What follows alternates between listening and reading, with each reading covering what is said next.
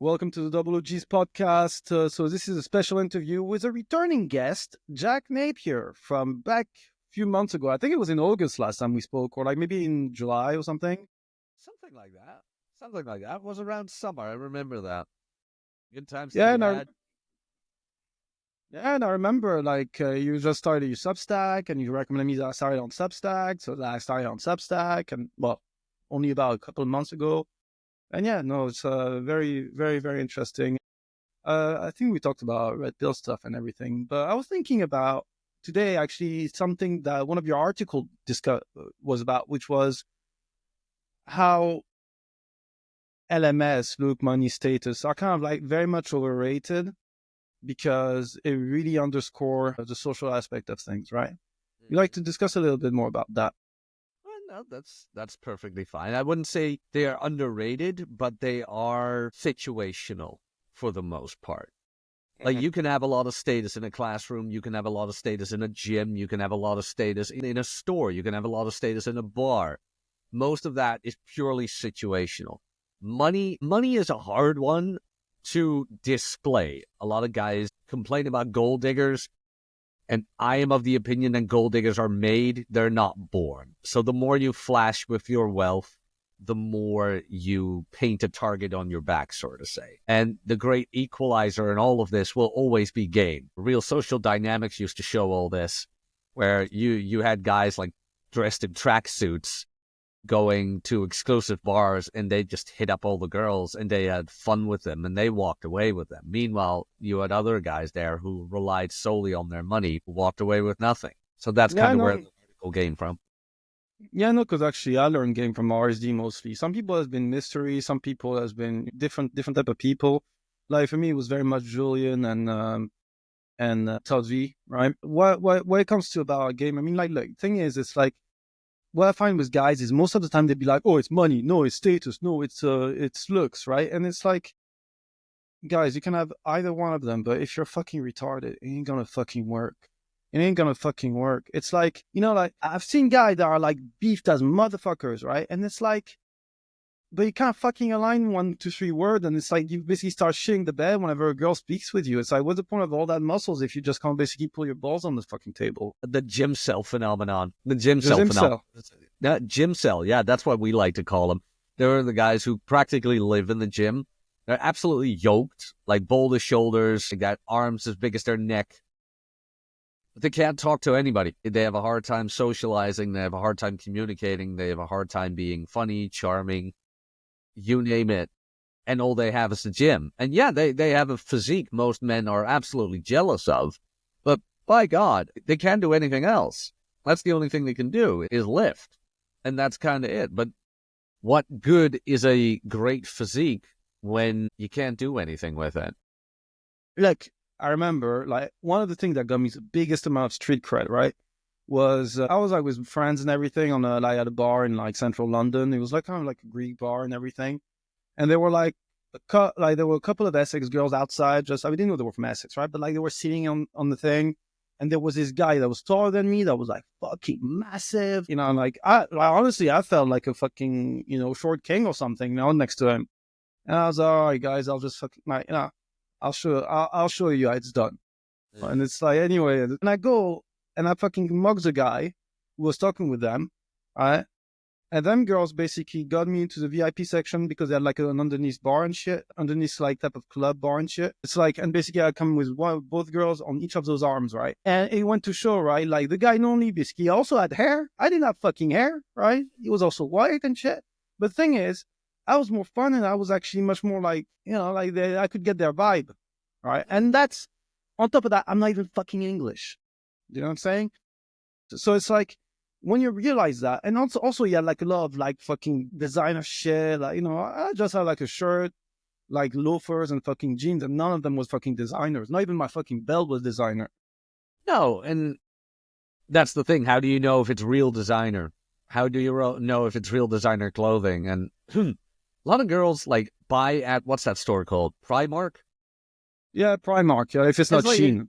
No, it's like $5 dresses, things like that, and $10 heels, which is perfectly fine. I mean, I'm a minimalist myself, he says while wearing like a Gymshark vest.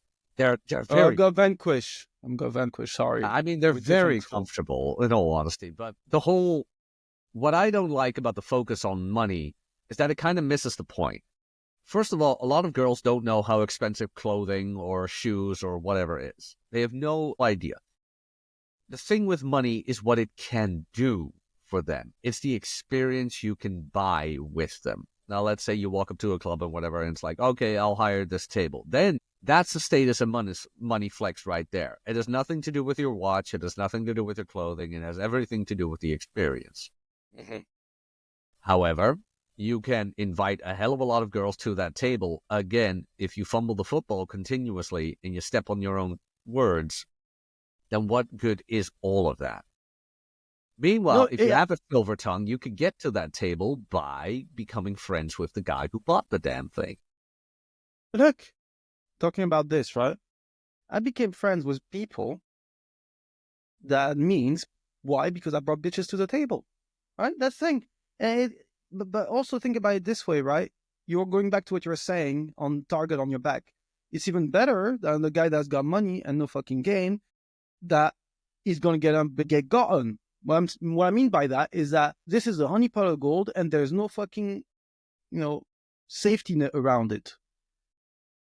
Like, great. The thing is, what money will allow you is that it will allow you to enter some areas where you need money, where your barriers of entry are going to be, and generally that's where all the hot bitches are, the OF girls, the fucking the models, all of that. Okay, that's the first bit. But you can get in there without the money if you know the right people. How do you know the right people? You basically know how to basically provide value to people that may even have money, that may have things, but for something, they're missing something that you can provide. That's up to you to find out what it is. Well, it's not even per se that, because I've had people hit me up in the DMs and shit like that. Like, I want to provide value for you. I want to work for you. It's like, I don't know you. It's like, can you just be a normal human being at first? Where it's like, hey, how have you been?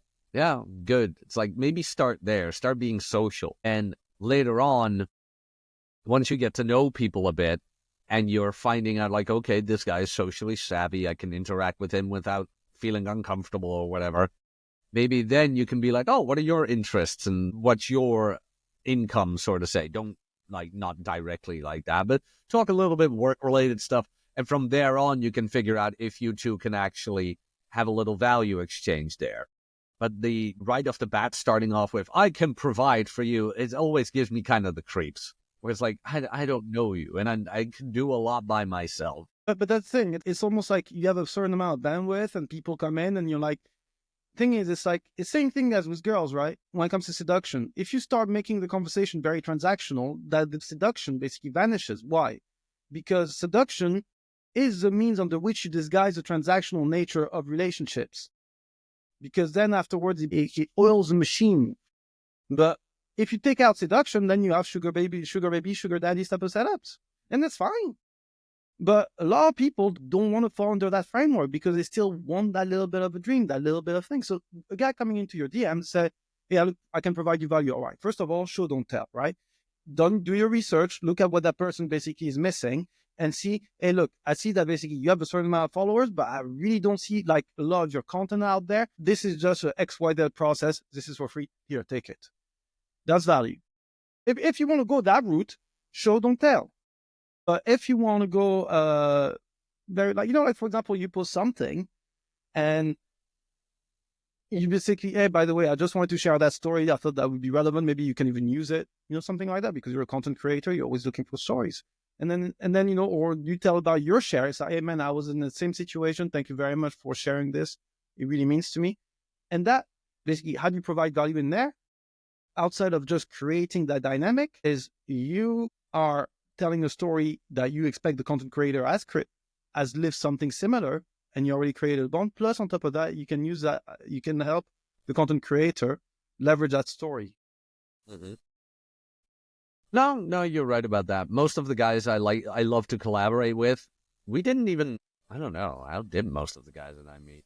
Like, we became mutuals through Twitter, and there were just like similar opinions. It's like, hey man, I noticed this X, Y, and Z. Like, you've been through that. And it's like, yeah, man, you too. It's like, yeah, interesting, wasn't that? And it kind of went from there. But it was more.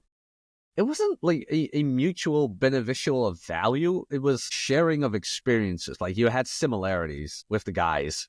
That's where I mostly come from. I like, of course, it's nice when an especially large follower account like tweets or recommends you on Substack. That's always nice, but it's more like, yeah, but who are you without the following? Like, I want to talk to the person, not the brand.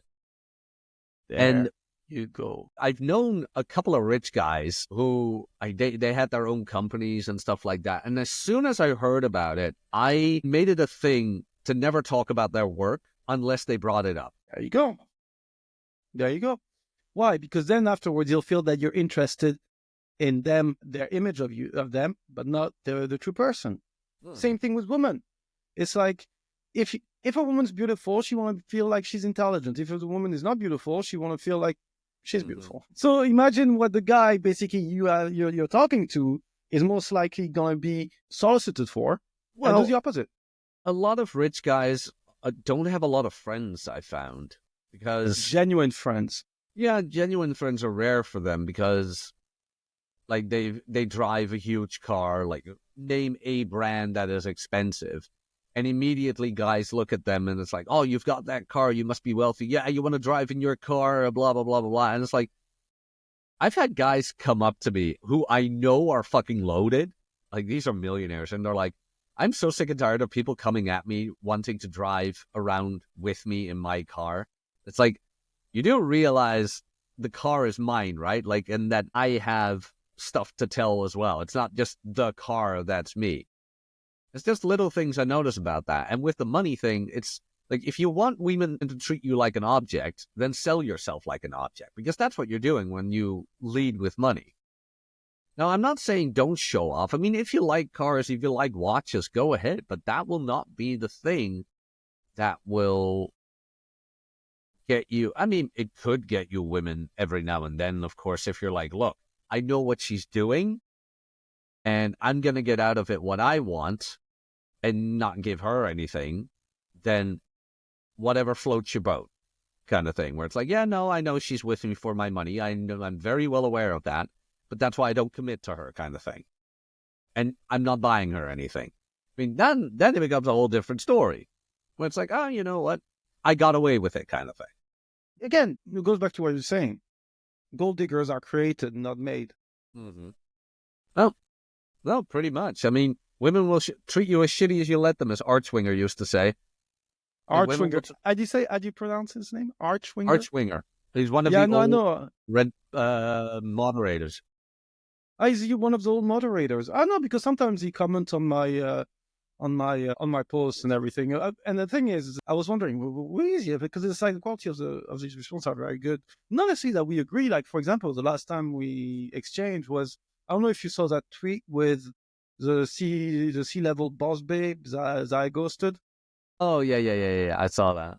Something like that. There's a lot going on with boss babes right now. Elon Musk hit up a new one where it's like, okay, what? And people are having victory laps. Like, look, the TradCon is now a single mom. It's like, she's a single mom by Elon Musk. It's not the same. It and really think about it this way. And think about it this way as well, right? She's supposedly an influencer, right? But because she could not get the attention of Elon Musk, even though she has the attention of all those guys from the influencing shit, right? She had to basically make a public statement to basically get people to know that the fact that she's a single mom, just to attract Elon Musk's attention. Therefore, meaning that each and every attention is not equal as you as a guy, right? So where the attention is coming from is much more about what the attention is on a constant level.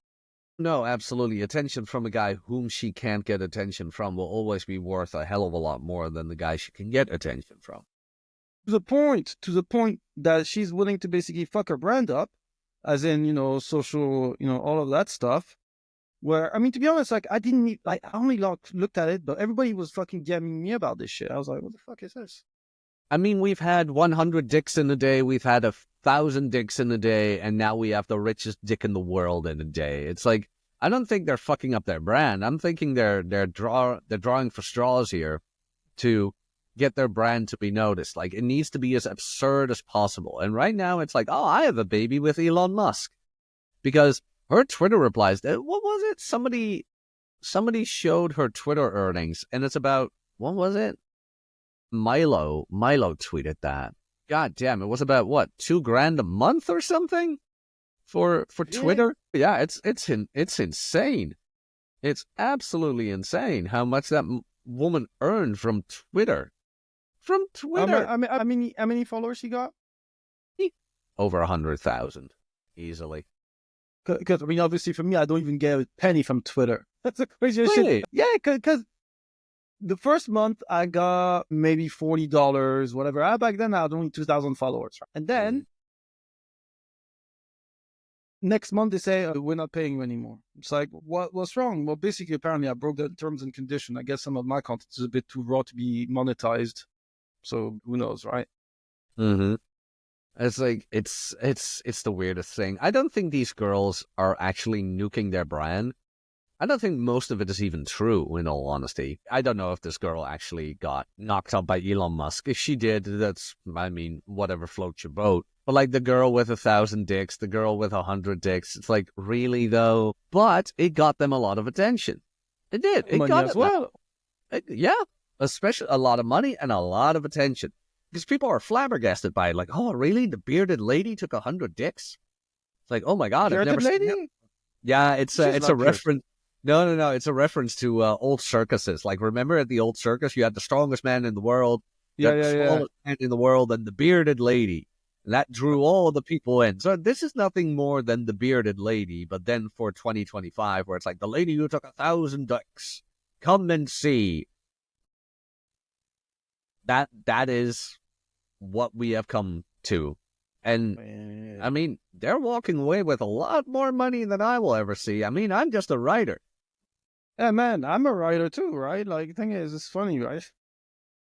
I mean, I'd almost buy a decent pair of tits just to sit here and be androgynous, where it's like, is he male or female? It's like, I don't know, I've got a pair of tits and people watch me. You know, man, I was telling you, I would have gone so much further in my corporate career if I just basically invested my money instead of university into a pair of tits and ass and just present myself as a woman. But, like, I mean, you know, the funny thing is, because for me, I'm very good at finding people out, right? And way before I found Bonnie Blue's, like the 1,000 cock girl, right? Oh yeah, that's the British one, right? Both of them are British. One is from Nottinghamshire, one's from Derbyshire. I mean, I don't know, like, whatever. And I was like, and I remember, like, people here people in the States, they say, oh, nurses are the worst, etc., etc. Recruiters are the worst here. I'm telling you. Yeah. Anyway, and she was a recruiter. And it's so funny because when I found the LinkedIn and shit, I'm not going to tell her real name, but anyway, I found the LinkedIn and it's like, I saw like the recommendation on LinkedIn and I'm just like, and she has not closed it. And I was like, this is hilarious. I mean, talking about like, she's in talent management. Yeah, right. Specific sort of talent, I guess. I mean, what are you going to do about it? And this is what guys worry about. This is what get guys riled up. This is what these women want. They want you to be angry. And that's how marketing works. Like, if you want to make it on Twitter, you have to make people angry. You have to get people emotional. That's the thing with hooks as well in writing. You have to like invoke some sort of emotion with people. That's why Trump is popular. I mean, he invokes a lot of emotion with people. Be it sadness, be it joy, whatever. It invokes emotion. It's something I have a lot of trouble with on Twitter because I wouldn't say I'm conflict avoidant, but it's more, I don't need a conflict that I don't have any benefit from. Where it's like, oh, did you see what this person said about you online? I always go like, I don't care. I mute them and I move on. However, if you want to make it in the internet realm, you kind of have to go with that. And you almost create an infinite monetization loop where this person reacts on you, you react on them, they react on your reaction, you react on their reaction, and the circle goes round and round and round and round and round and round and round. It's beneficial to your brand, but I don't think the message is that. you know, I mean, but maybe I'm a bit of a, how do I phrase that? Maybe it's a morality thing. I don't know. It's not a morality, maybe a virtue thing. But on the other hand, the people who do it, they're a lot more successful than I am. But you kind of have to play that game to get them to the real good stuff, you know? Where it's like, Rolo's a good example. Rolo has every now and then he has a beef. But because of that beef, people know his name. And because people know his name, they start to looking him up. And because they look him up, they get to his books where the real value lies. mm-hmm. Same as Ryan. Every now and then he shit posts here and there and goes viral on Twitter and he posts his book underneath a viral tweet. Boom. Yeah, That's I mean, what like, you want. I mean, I think he had like he managed to piss off Andrew Tate or something. I remember. And I don't know. Oh, yeah, I mean, Ryan pissed off Andrew. yeah, I mean, to be honest, it's like me. First of all, you've all got all the stuff about libel, everything. Like, I don't want to get myself involved in every other fucking, shit that people with money and power can bring to you. That's what I avoid, right? I'd rather focus on concepts, on ideas. And yeah, the thing is, generally what happens is that, especially for the lowest common denominator of people, beats the messenger. I mean, messenger beats the message. Meaning by that, they will look at the messenger, and then they'll maybe be interested somewhat to the message. But they just want to find new, different type of like general lieutenants of their thoughts so that express themselves well in order for them to basically get really like psyched about someone and about what the fuck they do. But for me, I focus more on the message because at the end of the day, it's like I'd rather cater to a lower proportion of the population, but that actually is of a higher level than just some fucking clickbait shit that, It's like, don't hate the player, learn to play. And these girls, they know how to play. These girls know how to play the game. And respect. And yeah, I'm almost envious of them, where it's like, damn, I wish I had it that easy. Because, I mean, let's be honest here. What's her name? Nala. Lily Phillips. No, the other one, Nala, the one with the red hair, who now became a conservative as well. I mean, all she had to do was dress up a little bit scantily, leak some porn videos, which was probably her boyfriend at the time, and she made a whole lot of bank. And it's like, God damn, women have it easy. I mean, if I have my sex tape leaked, people call me gay. It's like, what the hell? When girls bang a guy on camera. No, but you get what I mean. Yeah, but you know something? Like, there's more fun in a man's journey. Like, think about it this way, right? You're playing GTA. And it's like you just press the code. You're on God mode. It's not fun. You don't die. You always resuscitate, whatever. It's like women, right? But when you're a guy, you're playing Dark Souls, maximum hard. And it's like, but once you finish that level, you're like, you know what? But I've got fucking ironclad confidence. Nobody fucking can affect me.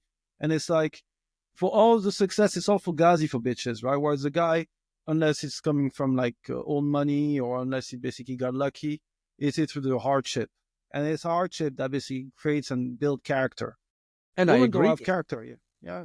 I agree with you. That is the typical masculine journey, like the hero's journey almost, which is very prevalent in most of old media. This is why new media is so hated upon, because it misses that hero's journey because it tries to pander to women. Women do not know the struggle of being a man, where it's like men have to figure things out. I like the Dark Souls analogy where it's like you can die 100 times to a boss, but you keep trying because every time you get down, you figure out a little something new where it's like, oh, wait a minute, I was almost there, but this time I went to the right instead of the left, so next time I have to go to the left instead of the right. And then you get a little bit further, and at the end, after you finally beat that boss, maybe I don't know how many hours later, you garnered a new skill set.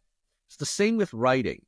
And it's the same with YouTube. Like, I've been doing YouTube for 5 years, and I have no more than, almost 3,700 subscribers. That's not a lot. Yeah. But I have only just recently figured out how to get more than 10% of my subscribers to watch my videos. Because I usually was around like 8% where I'm like, no, that's not good. And when I looked at bigger channels, they have an average of 10%. So I started, Duke taught me this. He's like, look, do something about your thumbnails. So I asked him for some advice, some sources. He gave me some sources, and I dived headfirst into thumbnails, where it's like, even though I've been doing YouTube for 5 years, only now do I understand thumbnails a lot more. But that's a new skill I've garnered. Now, with a lot of girls, they're like, they just upload a video, they post themselves in the thumbnail, and it's boom. There you have it. Boys are watching. No, but that's the thing, right? Like, to me... Not saying it's unfair or whatever, I'm just saying it is. But that's the thing. It's like, again, goes back to the clickbait shit, right? It's like, if you want to appeal to someone, I mean, to the average, to the 100 level IQ, you have to basically dumb yourself fucking down. You have to, it's like, it's not about, it's about the first thing. Like, I'll give you an example, right? I parted ways with my marketer. Why?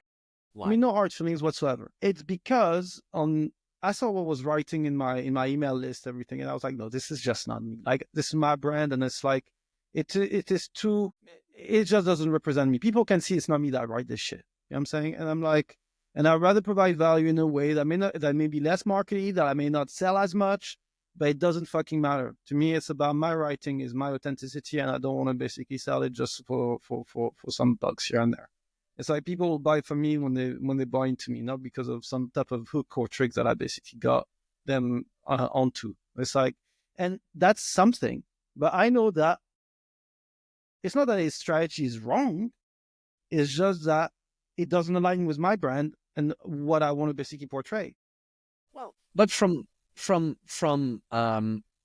that point, you could say, well, if I want to succeed in this, I'm gonna need a hook.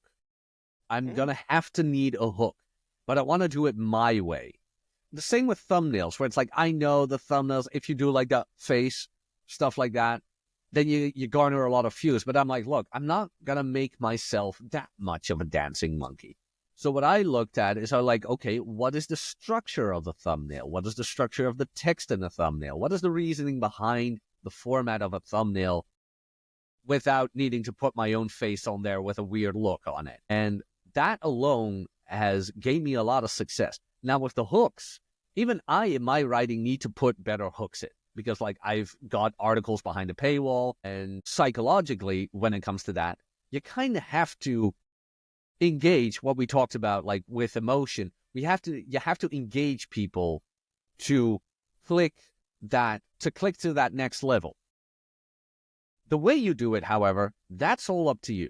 Like, you can make fake promises, you can exaggerate. That's not my cup of tea. No, I fucking hate this shit. Let's figure out, like, what does a hook do? Well, a hook invokes emotion that wants the reader to continue reading. Okay. Now, how do I do that in a way that fits me? And then you go from there. It's the same as email marketing, like calls to action. Yeah, no, calls to, because to me, I only look at it at tricks, right? I got myself a new iPhone like this weekend, right? Nice. Mine was just, I got a new iPhone, right? Still waiting for my fucking case. But anyway. And did I even fucking think about what iPhone I was going to buy? No, I bought the fucking iPhone 16, straight up, done, right? People not going to, I don't care about their advert. I don't care about any of that shit. I'm buying Apple. That's it. You see what I'm saying? Because it's user-friendly, I guess. It's user-friendly, got great design, but more importantly, it's way more, I mean, like, I used to be with Samsung when and Sony Xperia. Then I got the iPad, and I was like, fuck this shit. I mean, then everything came, then iPhone, then MacBook, everything. And I thought to myself, I'm never going to be an Apple fanboy. But what happened is that, the quality of the product is so good that then you don't need a pitch anymore. You buy the brand. People buy Nike. But that's a hook in and of itself as well. Like, somewhere down the line, you were like, I'm going to need that iPad. Like, something somewhere made you think about that iPad. And whatever that thing was, that was their hook. That was their bait. Okay, yeah, that was the bait. And then the hook was how easily usable it is. Because, I mean, what was it? Like, my father, he used to have a Samsung, and he always had trouble with that thing. And he saw that I had an iPhone, and he's like, look, what phone do you have? I'm like, I have an iPhone. He's like, look, I'm going to get myself an iPhone, whatever that is. I'm like, look, I'm not helping you, okay? Like, if you want to do that, sure, go ahead. And So he got one. So I was waiting for the phone call where it's like, I don't know how this works. He never called. So I was like, how's your new phone? He's like, it's great. I know exactly what I need to do. I can find exactly everything. That's that user friendliness of Apple, which then leads to mouth, where it's like, oh, have you heard of him? Have you heard of French OG? Have you heard of Jack Napier? Have you heard of Nuclear Calderio? Have you heard of Ryan Stone? It's like, because we have all consumed each other's content where we know, like, yeah, no, this is good, and now I will recommend it. It's the same with like subscribers and things like that. It's like, oh, do you know about this guy? No, I have not.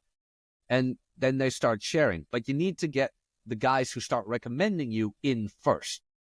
Yeah, it's an ecosystem, right? It's like people be like, you know what? It's like, I don't know. Have you ever watched anime? Like I know Nuke is interesting in anime. It's like Senseiya, right?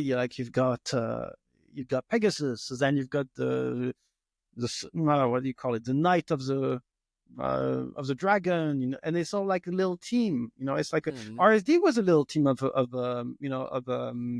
game guys. Yeah, people recognize you in a certain way. I think, like, for example, you and Shadow of Arabia before you got suspended, a few months ago on Twitter, like, know one another, and then you talk about Arc Winger just before, and you talk about Ryan Stone, you talk about Nuke.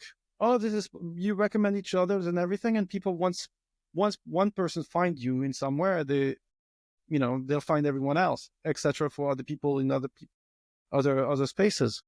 Yeah. No, exactly. That's kind of how that goes. But you also have to take into consideration the guys who don't know you.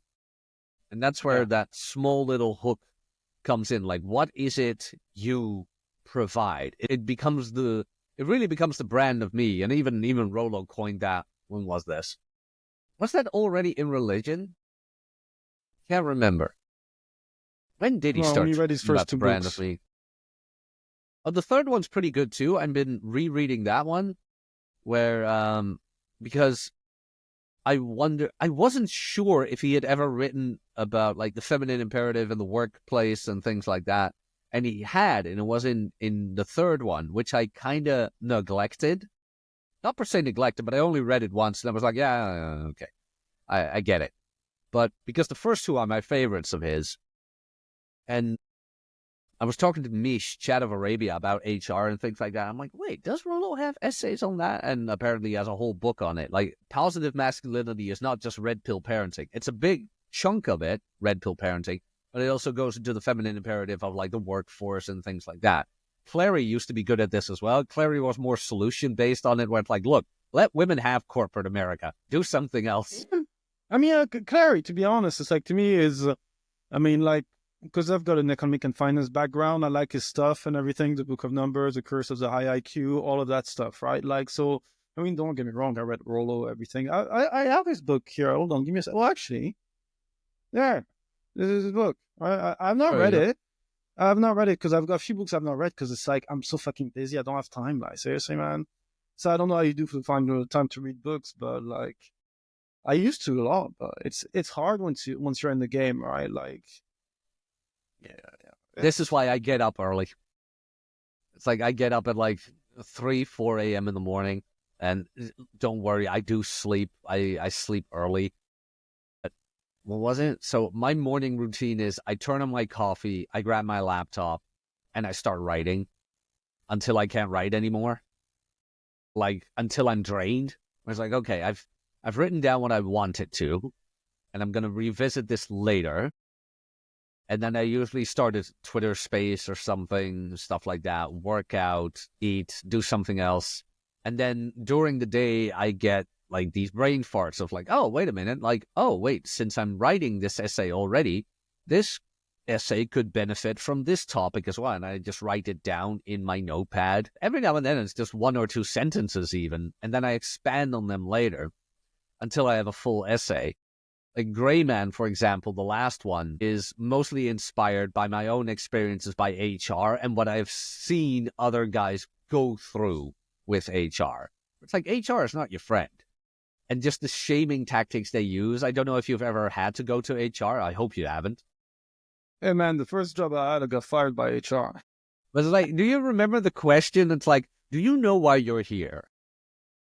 Well, you're gonna tell me that very soon, so please go on. That's Yeah, what I'd well, say. exactly. It's like immediately it starts out by giving you enough rope to hang yourself with. And it's such a shaming tactic where it's like, But because if you go ahead, you can even use that to your benefit, and that's toxic, right? But like, HR is that is the time? toxic.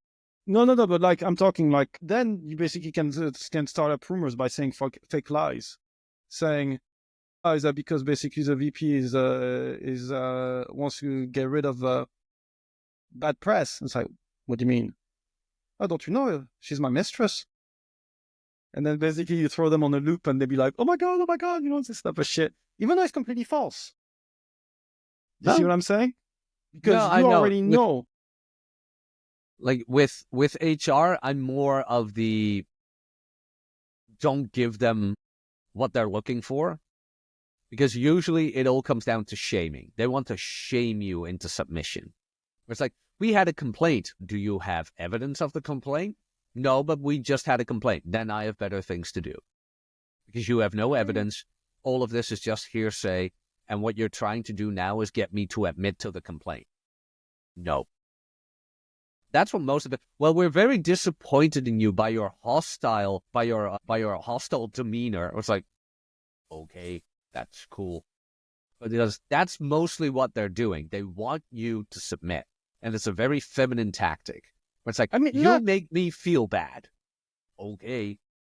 you see that even on the dating sphere, right? Like, I Yeah. was talking with a guy on DM, right? And it was like, and there was this girl that was trying to fit him in onto a 1 hour slot coffee date. I was like, what is this? A fucking Zoom meeting? That's the first thing, right? Like the other one, I made a tweet about it, was about like this C-level tech exec, right? That kind that decided that, you know, we were chatting. I was like, all right, cool, let's meet up tonight. All right, cool, perfect. I set up the day, the place, time. All right, cool. 1 hour and a half before, and she's like, oh, what do you think about this? And I'm just like, yeah, it goes fuck off. And what is it? It's a typical type of move that they make in order to gain control of basically the dynamic of the play, of the dynamic, right? It's not even about they care so much about the venues. They want to see how malleable you are and how compliant and how much of a bitch you are. And that's, you can see that, I've been in fucking corporate America for fucking too long to know, a bit like what you're saying about the shaming tactic. It is a way for you to comply. It's a way for you to make you their bitch, right? And it's like, and that has a ripple effect even on the dating sphere, right? And then, like, you know what's so funny? Before she was saying, oh, Parisians, I normally don't get, because she was American, normally don't get on well with them. And I was like, no fucking shit. We ain't your fucking bitches like some golden retriever American cunt. I'm like, nah, man. Like we say how it is. Like, there's no fucking bullshit. And it's like, oh yeah, we're lost in translation. Yeah, right. We're lost in translation. I always Yeah. get along great with the Americans, but mostly because I don't. Well, I mean, I take most of my American friends, of course, I take them seriously. But with American girls, I don't know what it is, but like they can take a joke. At least in the Yeah. beginning, they can take a joke. Is what I've found. But I am pretty much a sarcastic asshole every now and then. Are But you I sure you're not say it with a British? shitty. I do. Yeah, that's the thing, right? I'm not 100% sure I'm not British. But I always say it with a shit-eating grin. I remember an American girl I met in Turkey, Istanbul, and she's like, I'm a teacher in Ohio or wherever she came from. I'm like, oh, well, do you teach your children where in the world they can bring freedom for oil? She looks at me like, no, we don't do that. I'm like, you sure about that? You sure you don't want me to call Iraq about that?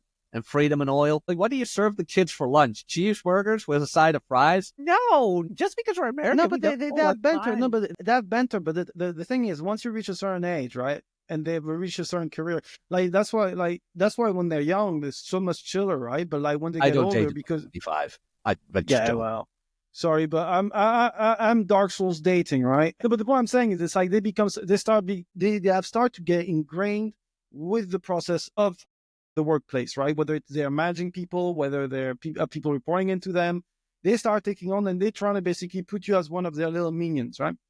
Mm-hmm. So it's less so about the nationality, but the age and what the fuck they do. Oh, yeah. And it's like, what's so interesting is now that as you get older, you build your preferences on both sides of the gender spectrum, right? Except that with guys, we tend to have a bit more value, relatively speaking, than women as they get older, right? So what I've noticed is, for example, a lot of people talk about Eastern European, yeah, great, a bit more trad, blah, blah, blah. They're not as, but they have for personality of a cardboard. I mean, like, seriously, like, I used to they love them. I've heard about that. The Eastern Europeans are very. I've met a couple of them, and they were nice, but yeah, they're hard to get a laugh out of. And if you make a jokes, right, like you were talking about, you can joke with Americans. If you make a joke with them, they'll start basically taking it very personally. I'm like, chill. No, I think it's the British, American, they know how to banter. I dealt with Dutch girls, bit feminist, like no, like a bit serious. I was like, maybe not as bad as the Germans, but I was like, yeah. Yeah, the Dutch girls, I'm not even lying. They're very self-reliant. They're very independent, and they're quickly to offend. Very quickly to offend. For you, my friend, for you. I know. Man, this is why I'm trying to get out. Well, not the sole reason. I mean, the euro's tanking and housing is getting more and more expensive. But Europe is not a good place to be for a man. It just isn't. Even look, I was even looking at this chart about the UK. Take London outside the UK, and the UK GDP per head is worse than Mississippi in the States, which is basically the poorest state in the US. Damn. Seriously, thing is, whether it is like Europe is the old continent and it's gonna go fucking down, and I'm just like, and you have places now that are just basically booming, and people are just either you're a civil servant or you're working some type of dead ass average income job. You're just sheep to the slaughter now. It's like you need to get the fuck out. Well, you're right about that. You're absolutely right about that. Well, I'm gonna have to get ready. You're gonna go. So what do we should? So the thing is, we were supposed to talk about look, money, and status, and look, we went on a fucking tangent. Well, but we did discuss it with the whole money thing. Like what does money really do? Money can provide experiences. Money isn't there to flash. Money talk. Yeah, and bullshit walks. Yeah. And also, another thing, just to basically finish the loop on the subject, right? When it comes to money, it's like, think about your dating profile, right? If you basically display a lot of value, not so much about your bank account that you put on the profile picture, but just the lifestyle. What it shows is that basically it gets rid of a lot of the bullshit, the test, all of that shit, because you frontline the value so much that girls be like, oh, okay, I'm not going to shit test him that much because actually he's got a profile that is a bit better than much better than the rest, just the way it's narrated and framed. So also it helps you picture a better image of yourself. But don't think as money in a bank account.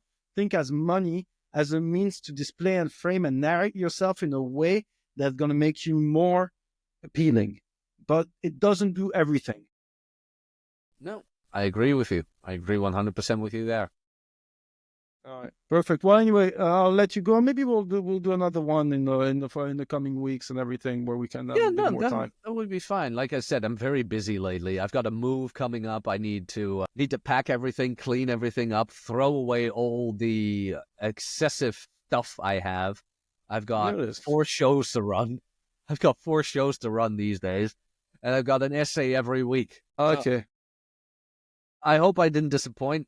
I hope. No, you didn't. It's always nice chatting with you. And to be honest, it kind of gives also the audience an idea of what's happening when you're some type of nano influencer or whatever we want to call ourselves. You know what I'm saying? Oh, God, not an influencer. Hey, look, a One content day, creator, though, whatever you're. I'd still love 1,000 followers on Instagram. No, honestly, I'm at 700 something. Maybe one day. Maybe I'll do something with it. Let's see. You gonna continue recording?